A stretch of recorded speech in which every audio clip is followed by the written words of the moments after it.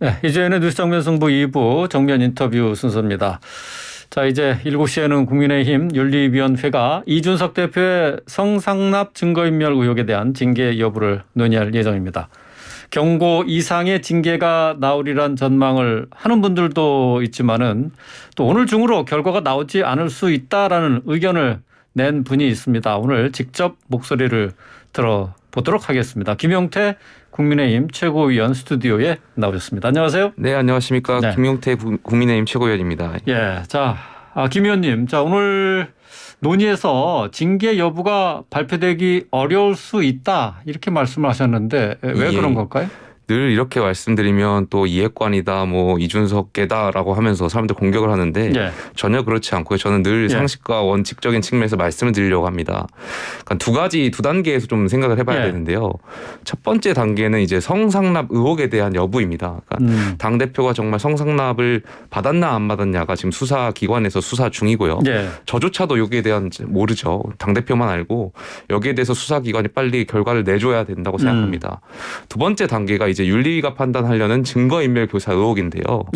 증거인멸교사 의혹이 성립이 되려면 결과적으로 성상납을 인정하는 겁니다. 그러니까 성상납이 있었기 때문에 증거라고 보고 이걸 인멸하려고 봤다는 것이죠. 그러니까 결과적으로 수사 결과가 나오지도 않은 상황에서 증거인멸교사 의혹을 적용한다? 저는 이건 맞지 않다고 보고요. 그래요? 설사 성상납 안 받았다면 이건 증거가 아니죠. 그냥 정치적인 행위로 볼 수 있는 거죠. 인터넷 방송에서 자꾸 당대표를 향해서 공격을 하니까 뭐 정보실장 통해 가지고 도대체 저분들이 왜 그러는지 파악을 할 수 있는 거지 않습니까? 이런 것들이 결과적으로 성상납 여부가 수사 결과 기관에서 결과가 나와야지만이 윤리위가 판단할 수 있는 문제이기 때문에요. 상식적인 판단을 한다면 윤리위가 오늘 당장 결정을 하지 않을 거라 보고요. 좀 수사 결과를 봐가면서 결정을 하지 않을까 싶습니다. 네. 어쨌든 뭐 윤리위원회에서는 오늘 김철근 정무실장을 소환하지 않았습니까? 예. 그 정무실장과 관련해서는 징계 절차 개시가 안 되어 있기 때문에 아마 전반적인 상황을 청취하려고 부른 것 같습니다. 그래요. 어쨌든 뭐 사실관계가 파악되지 않았는데 무슨 윤리위원회냐라는 게 지금 이제 김용태 위원의 입장이시잖아요. 근데 여기에 대해서 이양희 윤리위원장이 입장문을 내서 윤리위원회가 경찰 수사와는 다르다. 당의 품위를 훼손했는지 여부로 국민 눈높이에 따라서 이 사안을 보겠다라는 입장을 밝혔어요. 자, 윤리위원회의 입장에 대해서는 어떻게 생각하십니까? 그러니까 그 윤리위의 기준이 애매모호하다는 것이죠. 말씀드린 대로 계속해서 수사 결과 나오지 않은 상황에서 윤리위가 임의로 판단해서 결정한다는 것 자체가 상식적이 않다라고 봅니다. 그리고 윤리위가 국민 눈높이를 계속 말씀하시는데 정말 국민 눈높이에서 본다면 윤리위가 징계 절차를 개시할 것이 아니라 당무감사실에 직원들을 불러서 어쨌든 수사 결과와 별도로 당 차원에서 조사나 어떤 감사를 진행한 다음에 판단을 해야지 이걸 곧바로 징계 절차를 개시해가지고 당대표를 징계 여부를 논한다는 것 자체가 국민 눈높이에 맞지 않다고 봅니다. 그리고 집권 여당의 윤리위원회입니다. 집권 여당의 윤리위원회가 인터넷 방송에서 제기하는 의혹을 가지고 조사도 없이 이렇게 결정한다? 그건 국민 눈높이에 맞지 않다고 보고요. 이 인터넷 방송이 사실 여러 차례 여러 사건에 대해서 사회적으로 문제가 됐었고 무혐의 된 사건도 많았거든요. 그렇기 때문에 전반적으로 수사 결과가 나오기 전까지 좀 윤리위도 지켜봐야 된다는 입장을 저는 가지고 있고요. 윤리위의 판단이 어쨌든 징계 절차 개시를 했는데 여기에 대해서 저는 윤리위가 정치적인 책임을 져야 된다고 생각합니다. 그러니까 무슨 말씀이냐면 저희가 윤리위가 지방선거 이전에 집권 여당의 윤리위가 당대표를 향한 징계 절차를 개시 선언을 했습니다. 그러니까 윤리위가 국가기관이 아니지 않습니까? 국민의힘 윤리위고요. 정당의 목적은 정권 창출에 있습니다. 어디까지나 그 연장선상에서 윤리위가 활동을 해야 되는데 지방선거를 앞두고 당대표를 향해서 수사 결과가 나오지 않은 상황에서 윤리위가 징계 절차 개시를 선언했다는 것 자체는 많은 국민들로 하여금 정말 당대표가 성상납을 받았나 보다. 뭐 이런 여러 가지 의혹들을 불러일으킬 수가 있거든요. 어쨌든 윤리위의 이런 결정으로 저는 이번 지방선거에서 뭐 정략적으로 뭐 저희가 확인할 수는 없지만 선거에 영향을 미쳤을 거라고 봅니다. 그러니까 윤리위가 여기에 대해서는 반드시 정치적인 책임을 져야 된다. 이렇게 말씀드리고 싶습니다. 그럼 결국은 이제 경찰의 수사 결과가 나오기 전에 윤리위가 어떤 결정을 내려서도 안 된다. 그런 얘기가 되겠네요. 예, 늘 저희 보수 정당은 법과 원칙을 지키고요. 무죄 추정의 원칙에 따라서 수사기관의 판단이 있기 전까지 윤리위가 판단하는 것 자체가 어렵다고 봅니다. 그런데 어쨌든 의혹이 제기된 상태에서 윤리위원회 소집이 됐고 근데 이번에도 결정을 내리지 않는다면은 원래 이게 이제 지선 이후에 결정을 내리기로 하지 않았습니까? 근데 계속 미룬다고 한다면은 또 거기에 대한 비난도 있지 않을까요? 미룬다기보다는 여러 차례 좀 조사를 해야 될 것 같아요. 왜냐하면 저희가 대법원을 보더라도 공판을 바로 하는 것이 아니라 당사자를 들어서 소명도 들어보고 여러 차례 관계 사실을 확인하잖아요. 네. 그러니까 윤리위가 오늘 당장 뭔가 결정을 내기보다는 꾸준히 여러 기일을 통해서 좀 많은 사람들에 대해서 여기 조사도 당무감사실을 통해서 조사도 좀 해야 될 필요가 있다고 보고요. 자체 감사나 조사를 통해서 해명도 듣고요. 여기서 좀 종합적인 판단이 있으려면 시간이 더 필요하지 않나 생각합니다. 그리고 이준석 대표가 어젠지 그젠지 얘기했는데 이제 윤리위의 징계 가운데 경고도 받아들일 수 없다라고 했잖아요. 가장 약한 수준의 징계인 경고도 받아들일 수 없다라고 얘기를 했는데 그렇다면은 이게 윤리위에서 어떤 징계가 나오더라도 그걸 인정할 수 없다 그런 얘기 아닙니까? 그러니까 그 경고를 만약에 하게 된다면 그 경고에 대한 윤리위의 판단 근거가 있을 텐데 계속해서 말씀드리지만 수사 결과가 나오지 않았기 때문에 그 근거를 그 믿기 어렵다는 당대표의 생각인 것 같고요. 그 부분에 대해서 가정적인 상황에 대해서 미리 예단해서 말씀드릴 필요는 없다고 생각합니다. 자, 김종인 전 국민의힘 비대위원장이 이준석 대표의 윤리위 회부와 관련해서 당권과 관련해서가 아니면은 이런 사태가 일어날 수가 없다. 이렇게 생각한다라고 얘기를 했어요. 그러니까 차기 당권 경쟁이 이제 벌써 이제 시작이 됐다. 라고 보는 건데 이런 해석에 대해서는 어떻게 생각하십니까? 글쎄요. 그러니까 윤리위가 상식적이지 않은 판단으로 징계 절차를 개시하다 보니까 많은 국민들께서 도대체 왜 윤리위가 저런 판단을 내렸을까에 대한 의문이 있는 것 같고요. 여기에 대해서 많은 당원분들이 혹 윤리위 뒤에 배후가 있는 거 아니냐. 말씀하신 대로 어떤 특정 당권 세력이 있는 것 아니냐에 대한 생각이 있는 것 같고요. 그러니까 윤리위 특정 세력이요? 특정 세력이라고 뭐 구체적으로. 글쎄요. 뭐 그런 생각을 많이 하시는 것 같습니다. 윤리위가 그러니까 비상식적인 결정을 하다 보니까 도대체 왜 윤리위가 저런 결정을 했을까에 대한 생각을 하시는 분들이 있는 것 같고 그러다 보니까 이게 당권 경쟁에 대한 해석으로 보여져지는 것 같습니다. 네. 뭐 흔히 얘기하는 뭐 윤핵관 이 배경에 있다고 보세요?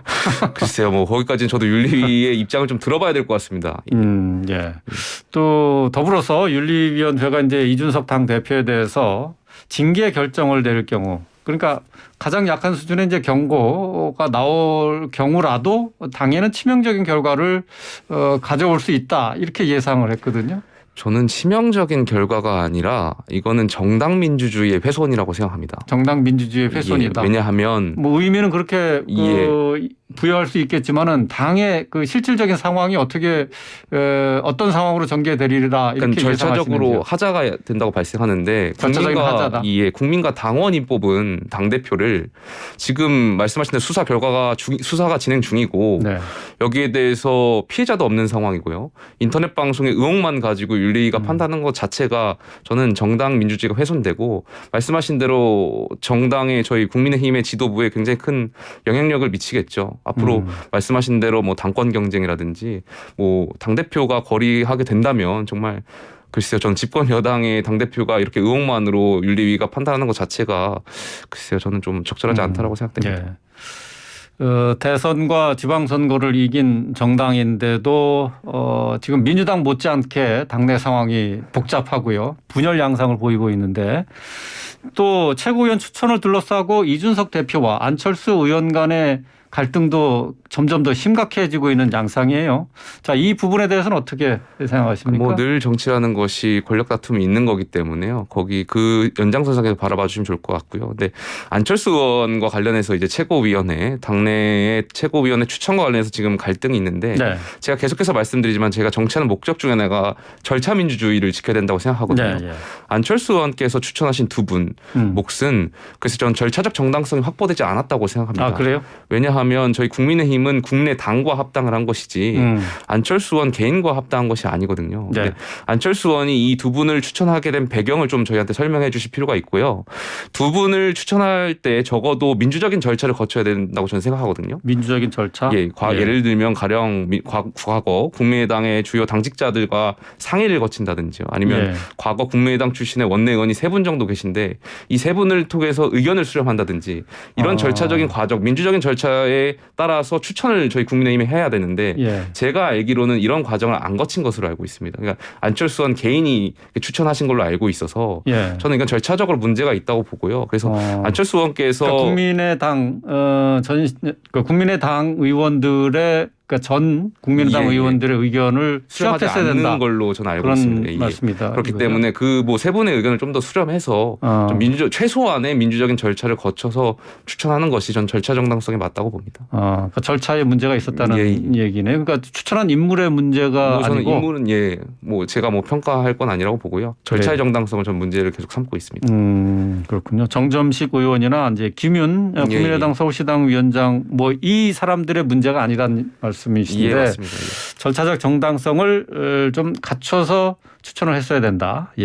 자, 안철수 의원의 당권 도전 가능성에 대해서는 어떻게 생각하십니까? 저는 당연히 도전하실 수 있다고 보고요.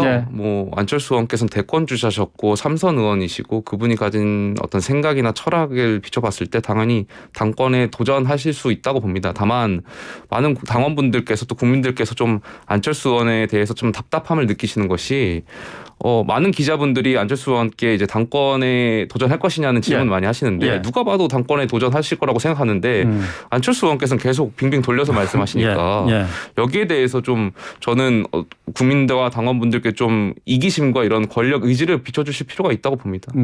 권력 의지를 아예 밝혀줘야 된다.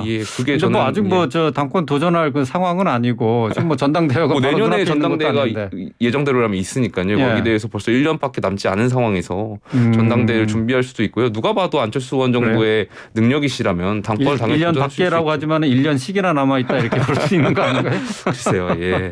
여당의 당대표이기 때문에 저는 오랜 기간 준비해야 된다고 생각합니다. 알겠습니다. 자, 이르면 이번 주 내로 국민의힘 혁신위 구성이 마무리되고 본격적인 활동에 나설 것으로 이렇게 예상이 되고 있는데요. 자, 일각에서는 이 혁신위가 이준석 대표의 정치적 무기, 정치적인 우군이 될 것이다. 라는 전망이 있습니다. 이제까지 혁신위 구성 면면 평가를 해 주신다면 어떻게 얘기하시겠어요? 저는 일각에서 이것이 혁신위가 이준석 대표의 사조직이라는 비판에 대해서는 동의할 수 없습니다. 왜냐하면 그 구성원 자체가 최고위원들이 한 분씩 추천했기 때문에 저는 이준석 대표의 사조직이라 보지 않고요. 저는 이제 천하람 위원장을 추천하게 되었는데 일각에서는 천하람 위원장이 이준석계다 하면서 비판을 많이 받는데 천하람 위원장은 이준석 대표랑 단둘이서 식사한 적이 없다고 합니다. 두 분이 별로 안 친합니다. 제가 추천했기 때문에 이것을 일각에서 프레임을 씌워서 공격하는 거는 좀 적절하지 않다라고 보고요. 저는 저희 혁신위가 저희 정말 국민의힘이 여당으로서 공천 개혁이라든지 여러 가지 아젠다라든지 하나씩 다 할 수가 있는데 그 어떤 것을 혁신할 것인지 혁신위가 이제 전반적으로 논의를 해야 되겠지만 앞으로 국민의힘이 나아가는 방향에 있어서 좋은 역할을 해주실 수 있을 거라고 믿습니다. 천하람 위원장 얘기하셨고 근데 이제 오신환 전 의원과도 얘기를 해봤습니다만은 이준석 대표의 약간 좀 두둔하는 입장을 갖고 이렇게 얘기를 하시기 때문에 이준석계 아직 이준석계라고 얘기까지는 할 수는 없습니다만은 나이도 좀 비슷한 연배 청년 정치인들이고 하기 때문에 뜻을 같이 하지 않느냐 그렇게 얘기를 하고 그렇게 보고 있거든요. 천하람 위원장이나 저나 늘 상식과 원칙 안에서 이야기를 하는데 그게 이제 이준석 대표가 말하는 것과 비슷하다 보니까 그렇게 느껴지는 것이죠. 저희가 줄을 서고 권력에 줄 서고 이런 정치를 지향하기 때문에 저희는 꼭 이준석계라고 봐주지 않으셔도 좋습니다. 그러니까 당대표가 잘못한 것이 있으면 저희는 당대표를 향해서 말씀을 드리기 때문에 이번 지금 성상납 의혹과 관련해서도 당대표가 정말 수사기관에서 설사 잘못된 판단이 나온다면 저는 당대표가 책임져야 된다고 생각하기 때문에요. 예, 예. 두둔하는 것을 하고 봐주진 않으셨으면 좋겠습니다. 예, 알겠습니다. 오늘 김기현 전 원내대표의 세밀의 공부 모임이 출범을 했죠. 또 친윤계 중심의 의원 모임입니다. 민들레가 출범을 앞두고 있는데 말이죠. 자, 당내 이제 세력 갈등의 씨앗이 되지 않겠느냐, 개파 모임이 되지 않겠느냐 하는 그런 우려가 있어요. 어떻게 보십니까? 저는 정치라는 것이 세력을 만들어서 경쟁하고 권력 다툼을 하는 것이기 때문에 예. 그렇게 안 좋은 눈으로 볼 필요는 없다고 보는데요. 이런 당내 사조직이 예. 문제가 되는 것이 꼭 언론 플레이를 하기 때문에 좀 문제가 된다고 봐요. 그러니까 물밑에서 의원들끼리 밥 먹고 술 먹고 뭐 이런 의식을 공유하고 생각을 공유하는 거에 대해서는 비판할 것이 안 되는데 예.